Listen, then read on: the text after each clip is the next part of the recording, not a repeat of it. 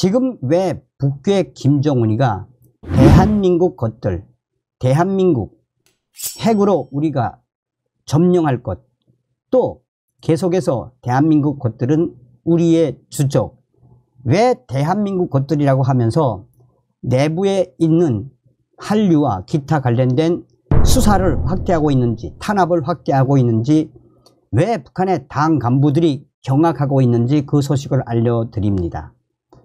결론부터 이야기하자면 김정은이가 대한민국을 쓰고 대한민국 것들은 우리의 주적이다, 또 우리 민족끼리 민족, 여러, 통일 이런 부분을 삭제한 결정적인 이유는 북한 당 간부들 거의 80% 이상이 한류에 물들었으며 한류에 물든 당 간부들이 그동안 한국에 대한 통일, 한국에 대한 아련한 생각, 한국에 대한 동양심, 여러 가지 긍정적인 생각을 가지고 있은 것이 작년 또 재작년 올해 들어와서 충격적인 결과가 발표되었기 때문입니다.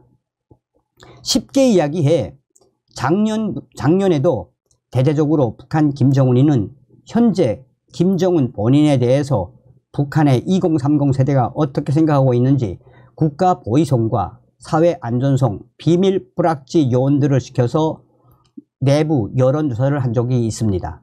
지금 북한은 이런 여론조사가 일반화됐습니다. 작년도 김정은에 대한 여론조사 시에 거의 85%에 달하는 북한의 2030 세대들이 김정은이를 최악이라고 생각한다라는 비밀 통계 보고서가 나온 후 김정은이가 그 이유는 한류 때문이라고 결론을 내고 본격적으로 태스크포스팀을 만들어서 지금까지도 김정은이는 북한의 2030 한류를 잡지 못하면 조선의 미래가 없다라고 1호 지시까지 내려서 연일 북한 전역에서 2030 한류 물빼기 투쟁을 이어오고 있습니다. 그런데 이미 일상생활이 되어버린 북한 2030 장마당 세대들의 한류가 빠지겠습니까? 그런데 작년도, 정확히 말하면 작년 9월달 김정은에게는 충격적인 보고서가 최종적으로 올라왔다고 합니다. 이 보고서는 작년도 2월달에도 한번 올라왔었는데 이 2월달보다 더 구체적인 보고서가 9월달에 올라왔다고 합니다. 그 9월달에 올라온 국가보위성과 또 사회안전부, 여기에는 호위청국 비밀 보위부 요원들까지 총 출동이 된 대대적인 당 간부들에 대한 한류에 대한 인식, 거의 1년 이상의 비밀 조사를 통해 파악을 해보니 북한 당 간부들 최소 60%, 최대 80%까지 이미 한류에 완전히 썩어 빠졌다는 충격적인 보고서가 김정은에게 보고됐습니다. 당시에 김정은이는 이렇다고 계속해서 한류에 빠진 당 간부들을 숙청을 하자니 인민들의 민심이 무겁고 또 지금 북한 내부 식량사정과 여러가지 최악의 상태에서 총소리를 내자니 그렇고, 그래서 한류에 대한 2030 이들에 대한 공개 처형이나 일반인들에 대한 처벌은 하되 당 간부들은 일단은 한류에 쩔어 있는 당 간부들에 대한 이 처벌은 아직은 하지 말아라.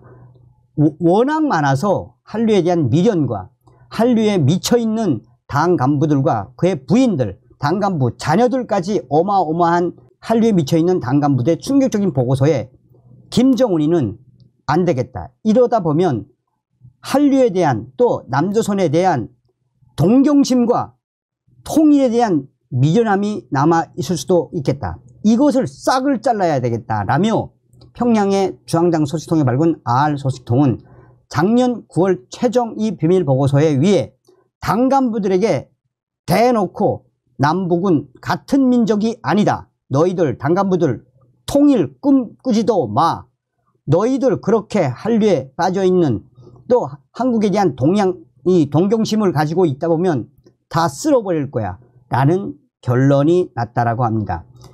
이에 주한장 R 소식통은 작년도에도 한번 이 소식을 보낸 적이 있는데 이번에 보내온 소식은 매우 충격적이다라며 김정은이가 결국은 북한 당 간부들이 경악하고 있는 경악스러운 이런 것을 잡기 위해 남조선이 아니라 대한민국 것들을 너희들하고는 같은 민족이 아니다라는 것을 대내외적으로 선포해 놓고 결국은 당 간부들의 경악스러운 한류 인식을 잡기 위해 대한민국이라고 하는 것이며 김정은이가 대한민국 이 통일 우리 공화국에 편입시키겠다라고 지랄 발광을 하고 있지만 계속해서 북한 인민 생활은 최악의 최악이다라며 한국 군사력 세계 5위 북한은 34위에서 36위로 하락 미국 보고서 한국의 군사력이 전 세계에서 5번째로 강하다는 보고서가 나와 주목이 되고 있습니다.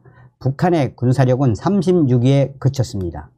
미국 군사력 평가기관 글로벌 파이어 파워가 최근 내놓은 2024 글로벌 파이어 파워 보고서에 따르면 한국은 군사력 평가 지수에서 0.1416점을 받아 조사 대상국 145개국 중 5위에 올랐습니다. 한국의 군사력 평가 지수는 지난해 6위보다 순위가 한 단계 상승한 5위. 한국의 군사력 순위는 2013년 9위, 2014년 7위로 꾸준히 올랐으며 2020년부터 지난해까지 6위를 유지해 왔습니다. 북한의 군사력은 지난해 34위에서 36위, 평가지수 0.5313으로 떨어졌습니다. 북한은 2019년 18위였으나 이후 순위가 계속 하락 중입니다. 군사력 평가지수는 0에 가까울수록 군사력이 강함을 의미합니다. 평가지수는 병력, 무기수에다 경제력, 전시동원 가능 인력, 국방예산 등 60개 이상의 개별 항목 지표를 활용해 산출합니다. 국가별 국방예산 항목에서 한국은 11위를 기록했으며 북한은 58위였습니다. 평양의 R소식통은 지금 한국의 윤석열 대통령이 아주 잘하고 있다라고 이 소식을 전해왔습니다. 어떤 생각이 드십니까? 우리는 윤석열 대통령 시대에 반드시 북괴 김정은 멸망, 자유 북진 통일의 기틀을 만들어야 합니다.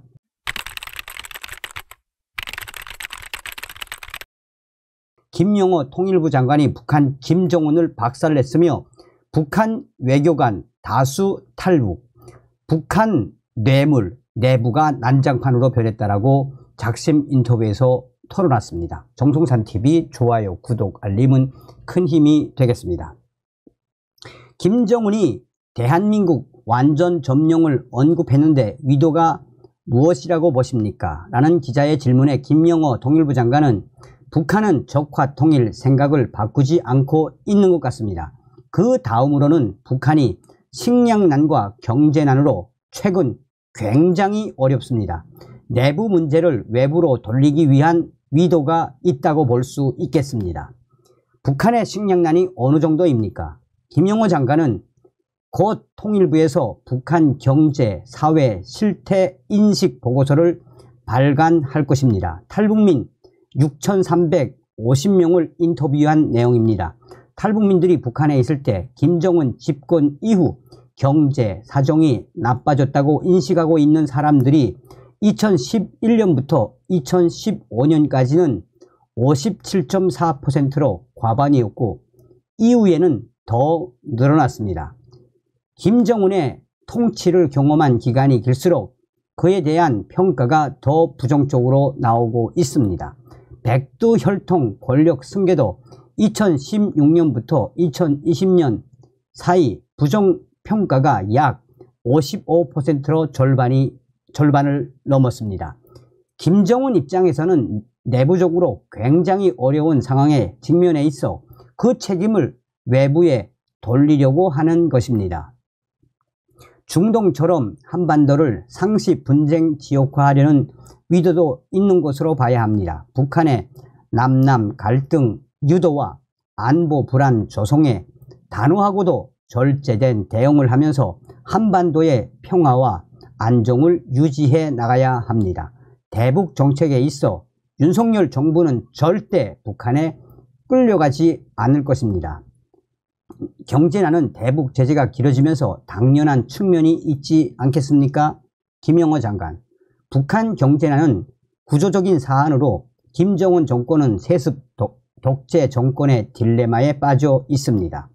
중국의 덩샤오핑은 개혁 개방 전에 마오쩌둥을 비판했습니다. 베트남의 1986년 도이모이 개혁 정책에서 젊은 지도자들은 이전 지도자들을 비판했습니다. 그러나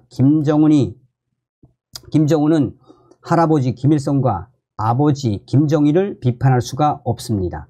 이것이 세습 독재의 딜레마이고 개혁 개방을 할 수 없는 구조적 상황입니다. 그래서 북한 경제는 갈수록 어려워질 수밖에 없습니다. 권력은 성과와 정당성이 있어야 지지를 확보할 수 있는데 이런 부분이 없으니 군사력 증강이나 무력 시위 등을 통해 내부의 불만을 잠재우려고 하고 있는 것입니다. 그러나 핵무기로는 먹고 살 수가 없습니다. 윤석열 정부가 들어선 상황에서 핵 위협으로 지원을 얻어내기도 불가능한 상태입니다. 한미일 삼각 공조 체계가 확고하게 구축되면서 더 어려워졌습니다. 한미일과 국제사회는 그 같은 상황을 북한에 깨우쳐 주려고 노력하고 있습니다. 북한 급변 사태 발생 가능성이 있다고 보십니까? 김영호 장관은 최근 외부 정보 유입이 늘면서 체제에 대한 불신을 갖는 북한 주민들도 크게 늘어나고 있습니다. 그 다음으로 북한 내부 변화에 중요한 것 중 하나가 뇌물입니다. 북한은 뇌물이 구조화된 사회입니다. 탈북민들은 부패가 심해서 도저히 살아갈 수 없다고 말합니다. 무엇을 하려고 해도 층층이 뇌물을 주지 않으면 안 되는 구조가 바로 북한의 내부 구조입니다. 더디지만 북한 사회는 우리가 기대하는 방향으로 바뀌고 있습니다.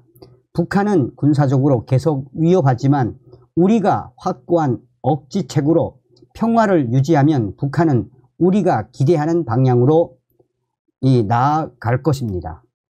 우리가 기대하는 방향은 구체적인 어떤 방향입니까? 김영호 장관. 북한 주민의 자유가 증진되는 방향입니다. 북한 주민들에게 힘이 실리는 것입니다. 북한 주민들의 자율성이 커지면 북한 사회는 변할 것입니다. 대한민국은 힘에 의한 현상 변경을 추구하지 않습니다. 대소련 봉쇄 정책을 입안한 미국의 전략가 조지 캐넌은 태역감은 장난감 자동차 비유를 썼습니다. 북한이 핵 미사일로 위협하면 우리는 더 두껍고 높은 억제의 벽을 세워야 합니다. 봉쇄를 유지하면 북한이라는 태엽감은 자동차는 태엽이 풀려서 멈추어 설 수밖에 없습니다. 결국 북한은 핵을 포기하는 방향으로 나올 수밖에 없습니다. 윤석열 정부가 추진하는 대북 3D 전략은 억제로 북한의 위협을 막고 그 다음 단념시키는 것입니다. 핵 미사일 개발에는 자금이 필요합니다. 북한은 사이버 범죄를 벌이고 해외 파견 노동자를 착취해 돈을 벌어들입니다. 단념은 북한이 자금 조달을 못하도록 태엽을 더 이상 감지 못하도록 하는 것입니다. 마지막은 대화입니다. 억제와 단념의 궁극적 목표는 북한을 대화 테이블로 끌어내기 위한 여건을 조성하는 것입니다. 지금 3D 전략은 제대로 작동하고 있습니다. 북한의 조국평화통일위원회, 조평통 해체 등 대남 사업 부분 정리 의도는 무엇입니까?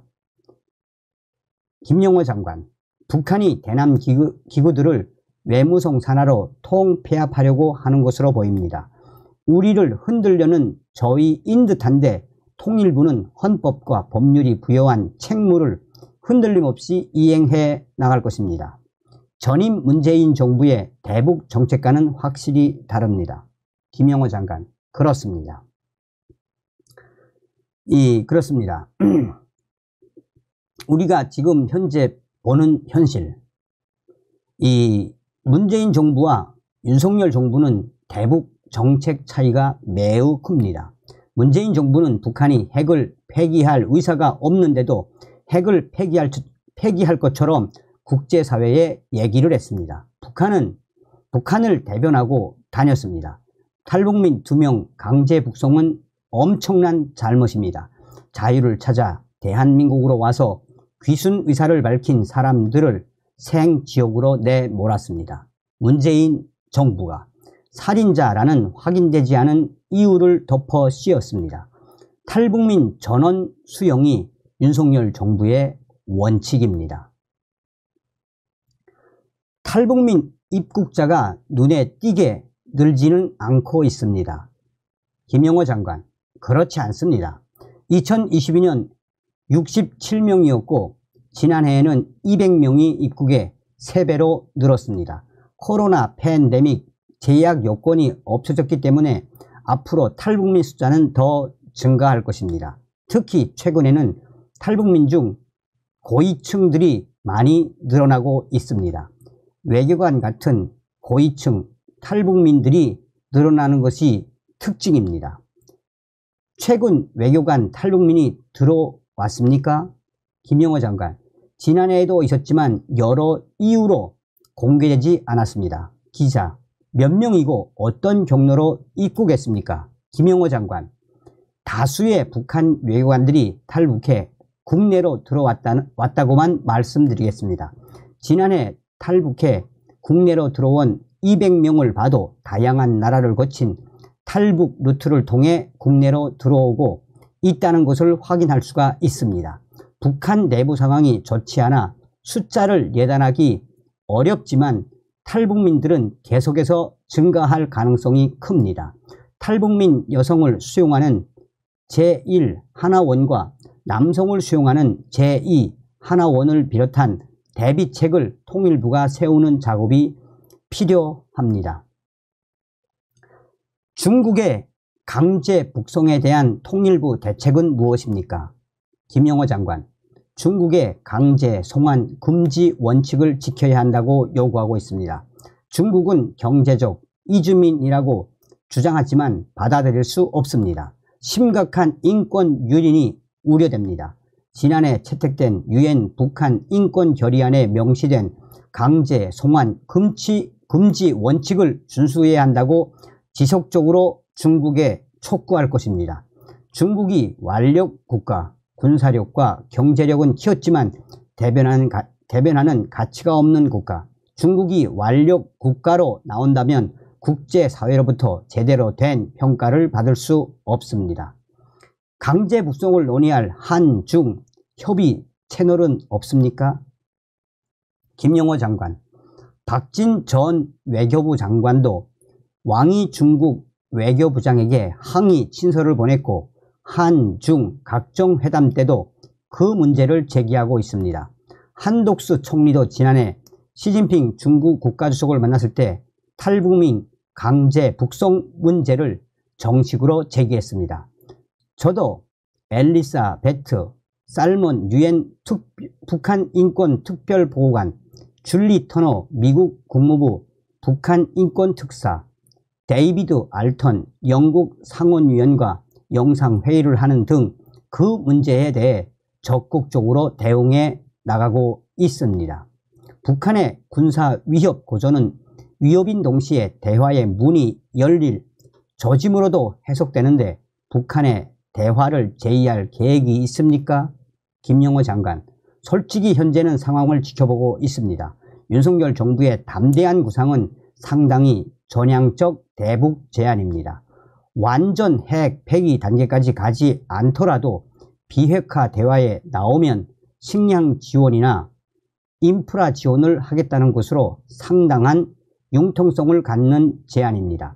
통일부는 올해 남북교류협력기금에 담대한 구상 예산을 편성하는 등 대화 여건을 조성하기 위해 노력하고 있습니다.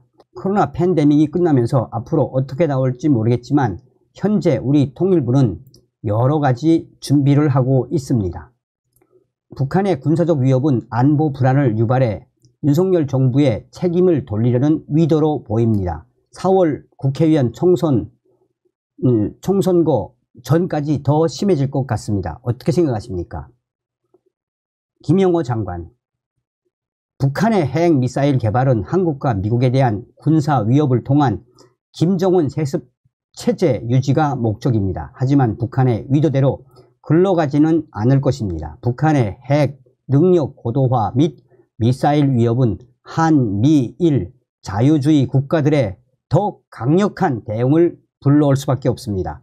책임은 전적으로 북한이 져야 합니다. 우리 정부는 상황을 안정적이고 절제된 방식으로 관리할 것이라는 말씀을 드리고 싶습니다. 라며 이외에도 많은 인터뷰를 했습니다. 그래서 이 문화일보에 들어가면은 이제 들어가셔서 이 김영호 장관을 검색하면 풀 기사가 나오니까 참고하실 분들은 참고하십시오. 다음 시간에 뵙겠습니다. 멸공. 정성산TV 좋아요, 구독, 알림은 큰 힘이 됩니다. 후원해주시는 모든 분들께 가열차게 멸공.